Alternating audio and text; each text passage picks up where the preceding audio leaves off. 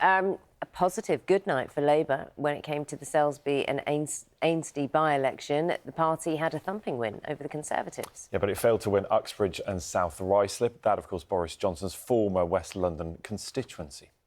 Let's get reaction now from Labour's Deputy Leader Angela Rayner, who joins us from our Westminster studio. Angela Rayner, good morning to you. What's your mood like this morning? Well, it's one of reflection. I mean, congratulations to Keir Mather in Selby, because it was a historic win, but we've got to keep our feet on the ground. And of course, Uxbridge wasn't the result. We narrowly lost gaining that seat. Both of them are Tory seats, and you know we won the Selby one, but we didn't gain the Uxbridge one. And I think one of the things we have to reflect on today is not only the mood against the Tories, but also the the decision in Uxbridge was related to ULEZ. The Uxbridge one, the impression I'm getting, I just asked you, what your mood was like this morning, that the Uxbridge loss almost outweighs the Selby gain.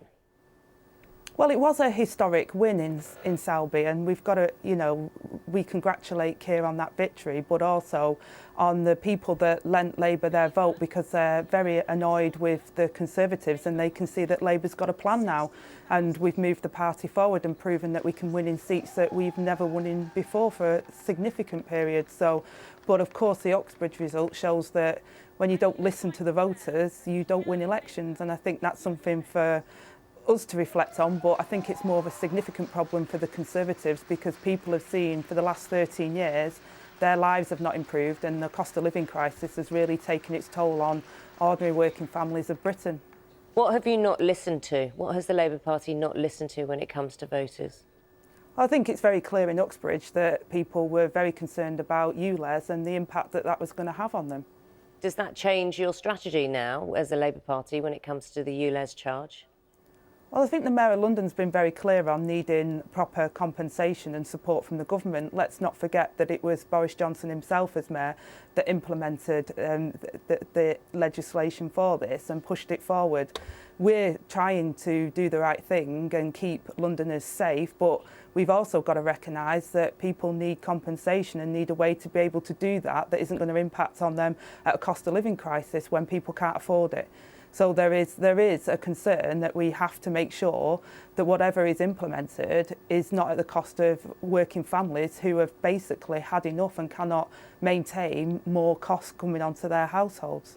How concerned are you that where Uxbridge is in Greater London, on the outskirts of London, how concerned are you that there will be other constituencies around London, in Greater London, that will go the same way because they are so concerned about the ULEZ charge? And what will you do about it in terms of strategy? Well, I think it's something that both the Conservatives and Labour have to consider, is that actually what we need to do is have clean air. Of course we need that because we've got excess deaths, but we've also got to make sure that people are able to do the right thing. And it's very clear that Londoners are saying we want to do the right thing, but we can't afford a ULEZ charge when we haven't got a scrappage scheme that meets the requirements for us to change our behaviours and change our vehicles. So it's not just a problem for Labour, it's a problem for the Conservatives as well, because they're in government and they're not providing the support either. So I think it's something for both big parties to consider, is how they're going to deal with this issue, because it's clear that the voters in London feel that way. What conversations will you be having with the London Mayor, Sadiq Khan, about the ULEZ charge? Well, we'll continue to work with Sadiq Khan on making sure that we push to get a decent scrappage scheme and we do something that the voters can be with us on. I think the idea of having clean air and making it safe for children and for road users is everything that every Londoner wants. However, it's about how we get there and how we're able to support people through that process. Will you be urging him to drop it? Well, like I say, we've got to get round the table. It's not a question of dropping it. We've got to have clean air, but we've got to do it in a way that enables people to change their vehicles and comply with what we need to do to clean up the air in London. And I think that is a challenge for the Mayor of London, but it's a challenge for anyone who wants to be the next government as well. We've got to provide ways to change people's vehicles to meet the green agenda, but also to keep people safe, as we know, not just in London, But in areas across the UK, there is problems with the amount of emissions and the air quality in some of our big cities and towns. So it's an issue that needs to be addressed, and we will be getting around the table to look at how we can do that for the general election. Yeah, it's an interesting kind of communication strategy, isn't it? Because you yourself, you've just referred to lots of major cities and concerns over pollution. Do you think there will be fears, and how would the Labour Party address this, that other big cities could fall under a type, if not the ULEZ charge, but a type of charge again? How would the Labour Party communicate that that may not be the case, or to alleviate those fears if they are there?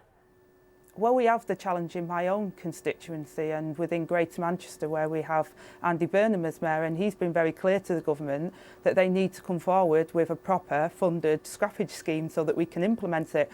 You know, we know that we need to comply with the law. We know we need to have safe air, but we also need to make sure that people can make the right choices. And the frustration for politicians like myself is that at the moment the government is failing to provide the support in order for people to change their behaviours, and they can't outsource it to mayors or to cities. This is a problem that's going to hit most of the UK, because we do have emissions in some of our big major towns and cities that are unsafe for people, and we've got to clean up our act. But that means that we've got to help people to do that, and I think the result in Uxbridge tells you that people want to do the right thing, but they don't want to be penalised because they can't afford to change their vehicles, and there isn't a scrappage scheme that complies with the legislation to enable them to do the right behaviour. So I think the public want to do the right thing, they just want to make sure that they're not penalised for it, and I hear that, and I think that's something that all political parties need to reflect on.